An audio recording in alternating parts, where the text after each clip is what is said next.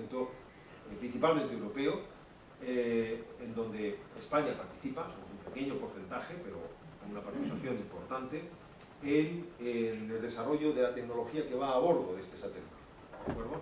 Y en el análisis científico de los datos. La idea es que con este experimento se van a poder hacer medidas todavía más precisas del fondo de microondas y estudiar algunos fenómenos en el origen del universo que todavía nos quedan fuera del alcance, han quedado fuera del alcance los experimentos anteriores. Algunas imágenes solo para ilustrar lo que supuso el satélite Planck, y este es el primer mapa que obtiene el satélite Planck. Todavía los resultados están, como digo, en fase de análisis y no puedo comentar acerca de ellos, pero el satélite funciona estupendamente y tenemos los mejores datos que se han conseguido nunca de las propiedades del fondo de microondas ahora mismo bajo análisis, mucho mejor que los que obtuvieron los experimentos norteamericanos. ¿A qué nos ha llevado hasta ahora la investigación en este campo? Pues nos ha llevado a plantearnos esta cuestión: ¿qué es lo que hay en el universo? Es decir, no solamente se verifican esas propiedades que comentaba acerca del origen de las galaxias, por fin entendemos por qué hay galaxias en el universo, por qué existen galaxias. Es muy importante porque nosotros vivimos en una de ellas y vivimos en torno a una estrella, pero no sabíamos muy bien cómo explicar la existencia de un universo poblado de galaxias, cientos de miles de millones.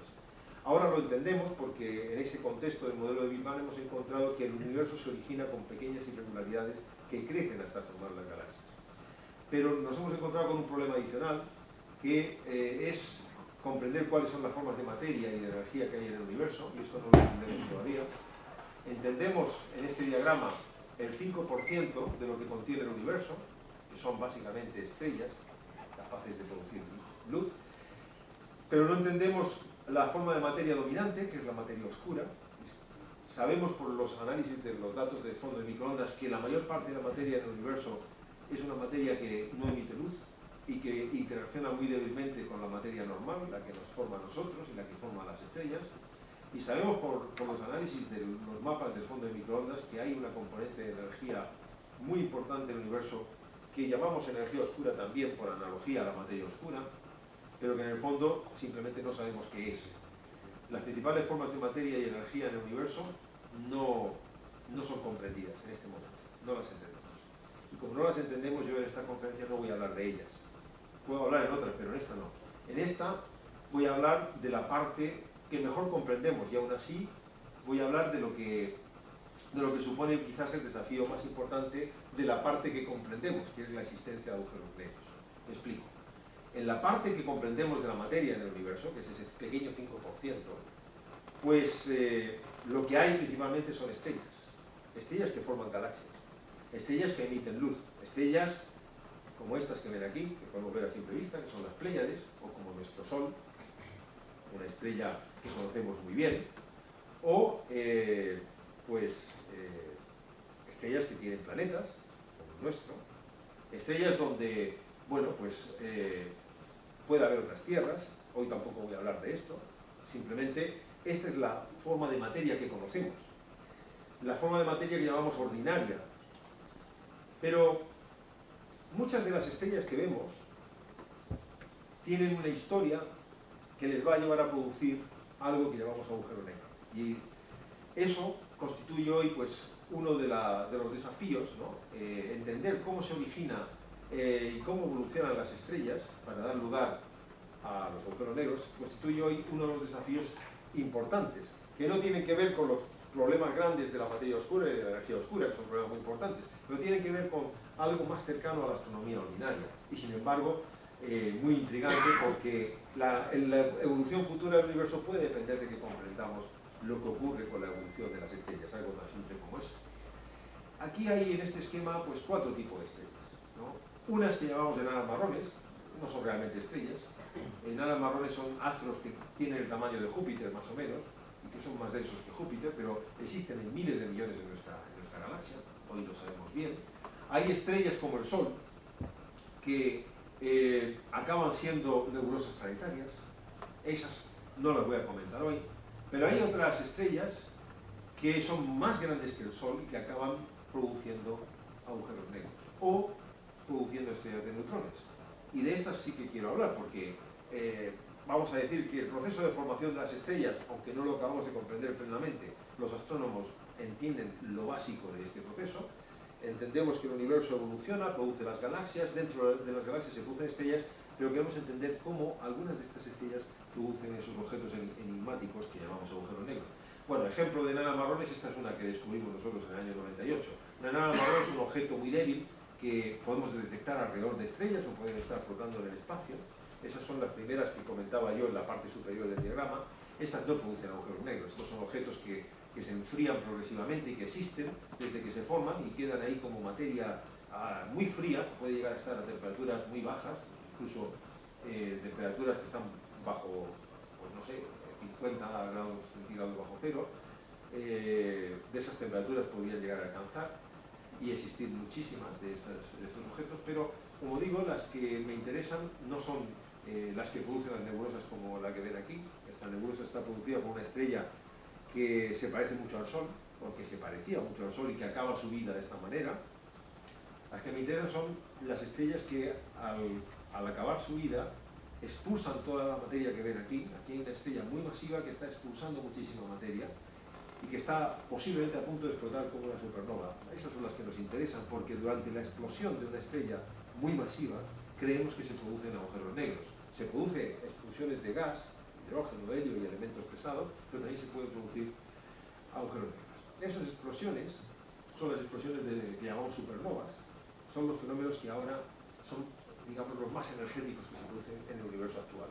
No llegan a ser tan energéticos como el propio origen del universo, pero son suficientemente energéticos como para ser detectadas las explosiones de supernovas en los confines más remotos del universo. Aquí tienen una supernova que ocurrió en la nube de Magallanes en el año 87. Es un clásico, porque esa estrella que está en el diagrama marcada con la flecha, de repente explota y se convierte en un objeto de extraordinaria luminosidad, que es perfectamente detectado incluso a simple vista, a pesar de encontrarse pues, en la nube de Magallanes. Está a una distancia considerable, a 50 kiloparsecs. Bueno, los fenómenos más energéticos que ocurren ahora en el universo, supernovas y estallido de rayos de gamma, son probablemente también los que producen la formación de agujeros negros. Y por eso tenemos una idea de que la formación de agujeros negros puede ser un fenómeno muy frecuente, porque observamos estas supernovas en galaxias lejanas, las observamos con mucha frecuencia. No hay noche que pase que no se detecte una supernova en alguna galaxia. Y automáticamente esa supernova puede haber producido un agujero negro o una estrella de neutrones. Una estrella de neutrones es un astro que también pues, puede tener un tamaño de unos 15-20 kilómetros, es un astro muy pequeño y que concentra mucha materia, tanta como la que hay en el Sol. Es un fenómeno muy interesante. Y ahora les voy a mostrar una imagen de estrella de neutrones. Lo bueno que tienen las estrellas de neutrones es que las podemos ver porque emiten luz. Lo malo que tienen los agujeros negros es que no emiten luz y por tanto nos cuesta mucho más trabajo detectarlos. Este es el resto de la... En esta nebulosidad que ven aquí hay una estrella de neutrones.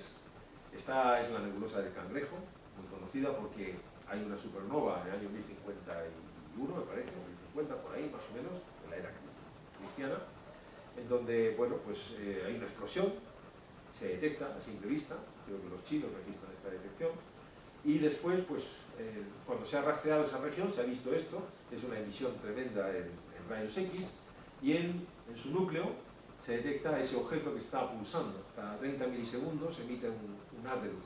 Eso es una estrella de neutrones pulsante que se detectaron por primera vez en los años 60 con radiotelescopios.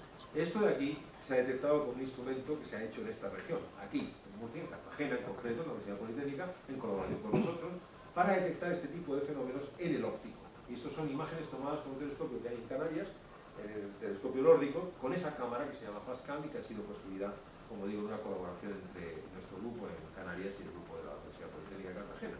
Esas son, eso que ven ahí pulsando, es una estrella de neutrones, que tiene 15 kilómetros de tamaño y pulsa a una raya, porque está girando alrededor de su eje muy rápidamente y es como un faro, esencialmente. Cuando el haz de emisión de radiación coincide con nuestra línea de emisión, la vemos pulsar. Y eso ocurre, como digo, cada 30 milisegundos, que es el tiempo que tarda en dar una vuelta alrededor de sí mismo. Es un fenómeno extraordinario y es el resultado de una explosión de cierto tipo de supernovas. Hay otras supernovas que producen agujeros negros. Y ahora lo que nos interesa es entender por qué en el universo se producen estos agujeros negros y qué condiciones podrían tener estos agujeros negros para el futuro del universo. Voy a elaborar un poquito más el concepto de agujero negro. Me imagino que está en la mente de todos, pero básicamente un agujero negro es una singularidad en el espacio. Es una región en donde las propiedades físicas absolutamente son extraordinarias. Concentrarían tanta materia en esa región del espacio que la luz no puede escapar de allí y por tanto nosotros no podemos recibir radiación. Es tal la concentración de materia que en un radio que suele estar determinado por la relación entre, bueno, está determinado por la masa del agujero negro básicamente, pero en un radio que vamos a hablar de unos 12, 15 kilómetros para los agujeros negros a los que me voy a referir, pues tendríamos un horizonte de sucesos, que es un concepto muy interesante. Básicamente es la región que una vez que fuese traspasada por alguna partícula de materia, pues haría que esa partícula de materia ya no pudiese, en la física que conocemos, ya no pudiese enviar ninguna información de lo que ocurre dentro, ¿de acuerdo? Así que en torno al agujero negro hay un radio, de, como digo, unos 15 kilómetros, que una vez atravesado, pues la física nos dice que no tenemos ninguna forma de captar información, excepto por un fenómeno que Hawking predijo, que tiene que ver con fluctuaciones cuánticas en el interior del agujero negro y un cierto escape de radiación, que es muy interesante, pero que todavía no ha sido detectado en un agujero negro, ¿de acuerdo? ¿Por qué se forma este tipo de objetos? Tiene que ver con la relación que hay entre materia, espacio y tiempo. Básicamente, Einstein fue el que nos dio las primeras pistas para entender la existencia de este tipo de objetos. No vamos a entrar a describir lo que supone la distorsión del espacio-tiempo alrededor de un objeto con mucha concentración de materia, no se trata de eso, pero sí que le tenemos que agradecer a él que nos diese las bases para poder entender mínimamente este tipo de objetos. Ahora sí que me voy a centrar en cómo se detectan, porque es lo que considero que puede ser más atractivo. Es decir, si no emiten luz, ¿cómo se enteran ustedes, los astrónomos, de que existen agujeros negros? Pues nos enteramos cuando aquí había una simulación, ¿no? Una animación que no les voy a poder mostrar por el problema que hemos tenido de conectar el ordenador, pero nos enteramos cuando el agujero negro procede de una circunstancia como la que ven descrita en esta animación. Una estrella muy grande, masiva, que aparece con color azul, y una estrella normal que está alrededor, una estrella que llamamos un sistema binario. Algunos de estos sistemas binarios tienen estrellas muy masivas que acaban produciendo explosiones de supernovas y produciendo en el núcleo de esa estrella, el colapso, en la explosión, se produce una eyección de materia y una implosión del núcleo. Esa implosión del núcleo produce un agujero negro. Pues bien, cuando ha producido la explosión, algunas de las estrellas que formaban parte del sistema binario permanece atrapada, es decir, es capaz de resistir la explosión y permanecer atrapada, vinculada gravitatoriamente al agujero negro que se forma en esa explosión. Cuando ocurre eso, se queda un sistema binario de una naturaleza distinta. Ya no hay una estrella brillante, ya lo que hay es una estrella normal, la que estaba allí, pero compañera de un objeto nuevo que se ha producido, que es ese objeto que llamamos agujero negro, y obligada a girar alrededor de algo que no vemos. Ese obligado a girar alrededor de algo que no vemos es lo que permite a los astrónomos detectar la presencia de un agujero negro. ¿Cómo? Pues sencillamente porque a veces se produce transferencia de materia de la estrella a la singularidad, a ese horizonte de sucesos. Y justo antes de atravesar el horizonte de sucesos, justo antes, la conversión de materia, de energía gravitatoria en energía térmica, es decir, el calentamiento tan intenso al cual se ve sometida la materia que está cayendo hacia el agujero negro, es tal que emite rayos X y rayos gamma. Y es con esa detección de emisiones de rayos X y de rayos gamma con la que, bueno, aquí había una simulación que mostraba cómo es el proceso de aproximación hacia el horizonte de sucesos, pero aquí, en esa aproximación, la emisión de rayos X y de rayos gamma es lo que nos permite a nosotros identificar fuentes de estas características. Con satélites como este que ven aquí, satélite integral, el satélite Newton de la Agencia Espacial Europea, se detectan estallidos en rayos X y rayos gamma que ponen de manifiesto ese proceso de transferencia. Cuando se detecta un estallido de rayos X o de rayos gamma, dirigimos inmediatamente los telescopios terrestres, los cuanto más grande mejor.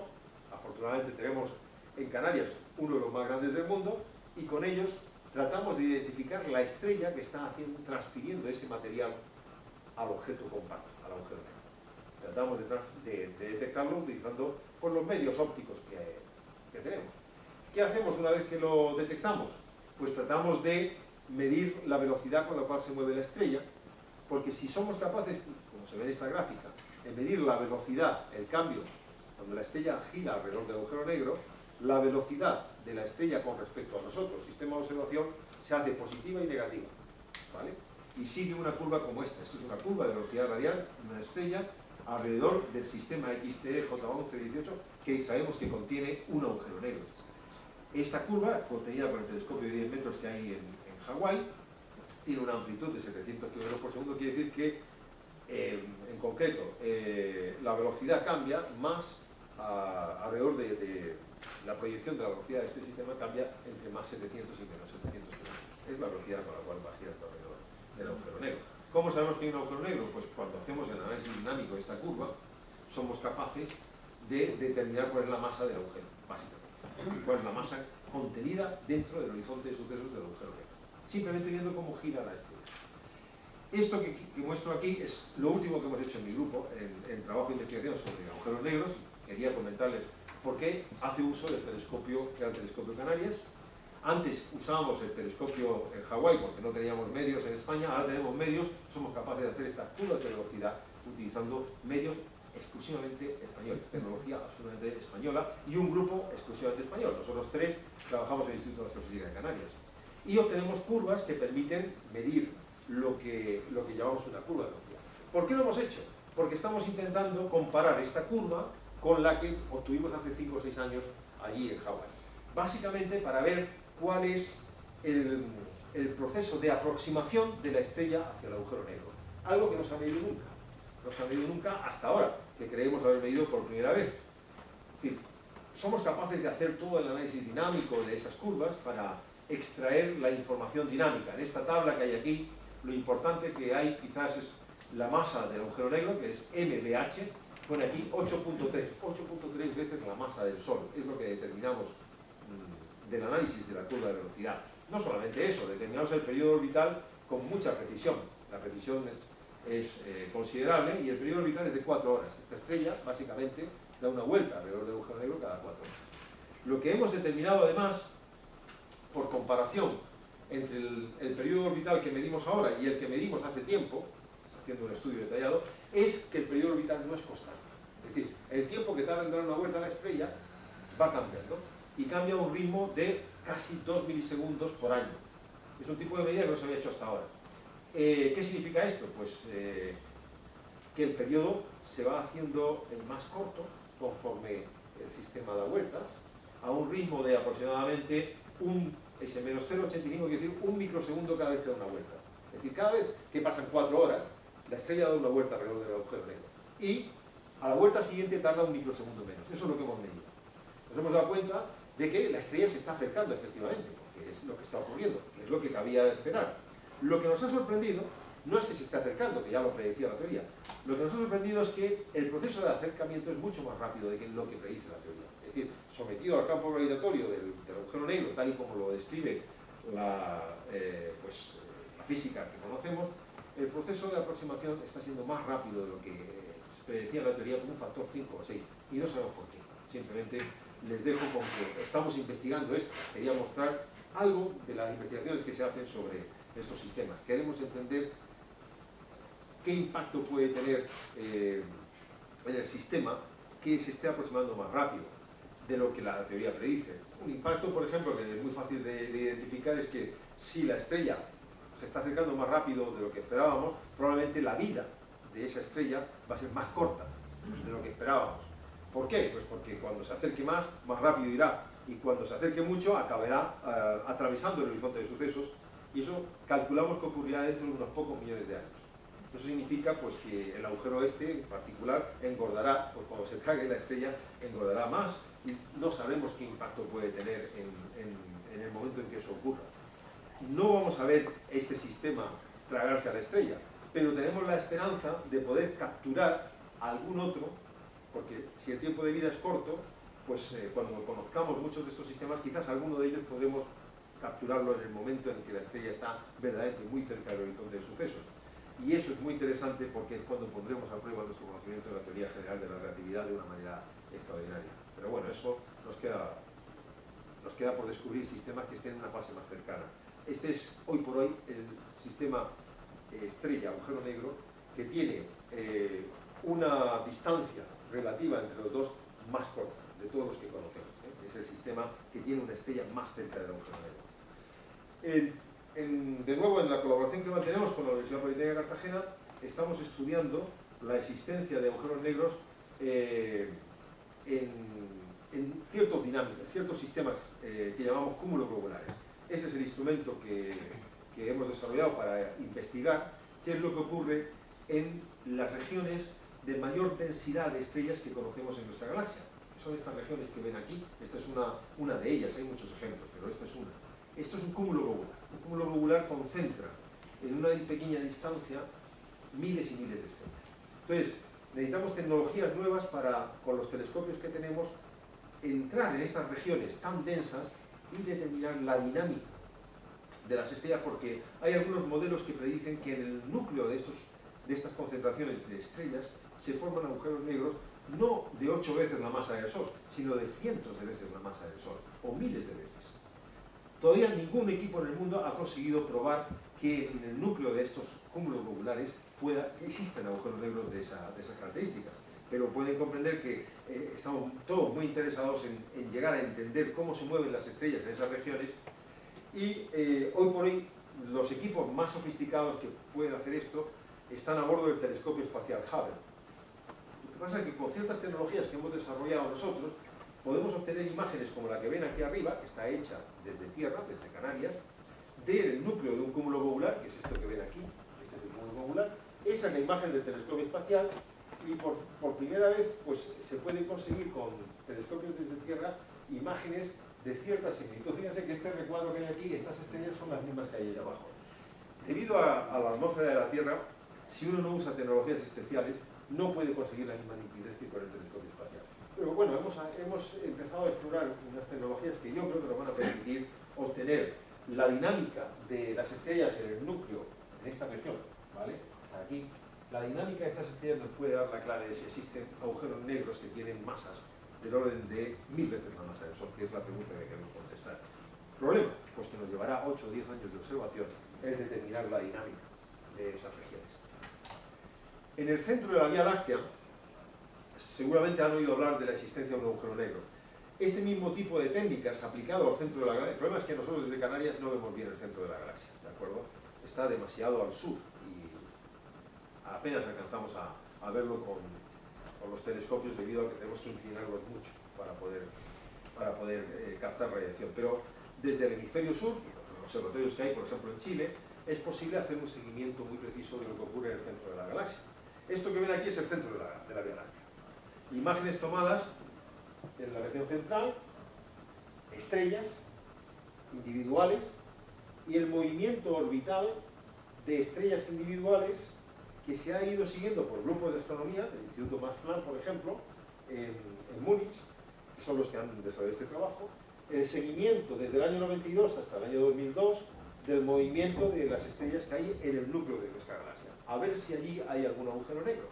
Esa era la pregunta que se formulaba en los años 90, y bueno, esto sí que me da mucha pena no mostrarlo porque hay una animación que muestra el movimiento de estas estrellas con la serie de observaciones que han realizado durante, pues ya creo que son 18 años que llevan investigando, en donde estas estrellas se mueven describiendo órbitas, como la que mostraba en la imagen anterior. Es decir, que eso que ven ahí es la órbita, efectivamente, desarrollada por una de las estrellas, pero han medido la órbita de al menos media docena de estas estrellas, y todas ellas, todas coinciden en determinar la masa del objeto que se llama Sagitario A, que es la forma con que se conoce al agujero negro en el centro de la galaxia, y lo sorprendente es que la masa que se determina a partir de este movimiento orbital es de 4 millones de veces la masa del Sol. De forma que en el núcleo de la galaxia, gracias a este tipo de estudios, se ha podido poner de prueba no la existencia de agujeros negros de masa 1000 veces, como decía yo antes, sino de 4 millones de veces la masa del Sol. Hay un objeto en el centro de nuestra galaxia que concentra 4 millones de veces la masa del Sol, el equivalente de 4 millones de estrellas, y que no emite nada de luz. Eso es lo que llamamos un agujero negro supermasivo. Agujeros negros supermasivos en los núcleos de galaxias probablemente son muy frecuentes. Aquí había también otra película, otra simulación, que no les voy a poder mostrar, pero como les digo, a los agujeros negros supermasivos en los centros de las galaxias son quizás muy frecuentes. ¿Por qué pensamos esto? Ese es el centro de nuestra galaxia, visto en una imagen óptica, ¿no? La distribución de las estrellas que hay en el centro. Esto de aquí, esto, es una galaxia lejana, en donde se ha detectado la existencia de estos chorros de material que salen expulsados de manera opuesta. Y esto de aquí es una imagen del telescopio espacial, en donde podemos ver con más detalle el núcleo, de donde presumiblemente parten estos chorros de material. Estos chorros, sabemos, hemos podido medir la velocidad, y son chorros de material a una velocidad relativista, una velocidad muy próxima a la velocidad de la luz. ¿Qué es lo que está inyectando material a esas velocidades? Pues posiblemente justo antes de llegar al horizonte de sucesos del agujero negro, que quizás haya en el centro de esta galaxia, se puede producir por generación de campos magnéticos un mecanismo, que no les voy a explicar en detalle, un mecanismo que es capaz de expulsar parte de la materia que está cayendo al agujero negro en forma de chorros. La otra parte de la materia atraviesa el horizonte de sucesos y acaba en el agujero negro, pero parte de la materia es expulsada a velocidades relativistas para mantener un cierto equilibrio, lo que llamamos el momento angular. Pues bien, esos son lo que llamaríamos indicadores de la existencia de agujeros negros en otras galaxias. Lo sorprendente es que en muchas galaxias apreciamos estos chorros de materia. Y posiblemente en muchas de ellas, cuando seamos capaces de medir lo que es la dinámica de las estrellas en sus corazones, posiblemente acabemos determinando la existencia de agujeros negros que tienen masas incluso muy superiores a la del agujero negro central de nuestra galaxia. La gran pregunta es, ¿en todas las galaxias ocurre esto? Es decir, en nuestra galaxia no hay chorros de material relativista, pero hay un agujero negro de 4 millones de veces la masa del Sol. La teoría dice que para producir esos chorros relativistas necesitas probablemente masas de 100 millones de veces la masa del Sol. ¿Hay agujeros negros que tienen 100 millones de veces la masa del Sol? Todo apunta a que sí. Andrómeda, la galaxia más cercana, parecida a la nuestra, hay evidencias de que tiene un agujero negro supermasivo en su núcleo. Da la sensación de que cada vez que hay una galaxia de estas características como la nuestra, en su núcleo hay un agujero negro supermasivo, en donde el espacio y el tiempo se comportan de una manera que nos es absolutamente desconocida, y cuyo efecto en la estructura y en la geometría del espacio-tiempo es, cuando menos es desconocido. Es decir, no sabemos en qué medida esto puede determinar la evolución del universo en un futuro. Debemos entender que, por ejemplo, la pregunta es, ¿están interconectados en otras dimensiones los agujeros negros en los centros de las galaxias? La respuesta es, sencillamente, no lo sabemos.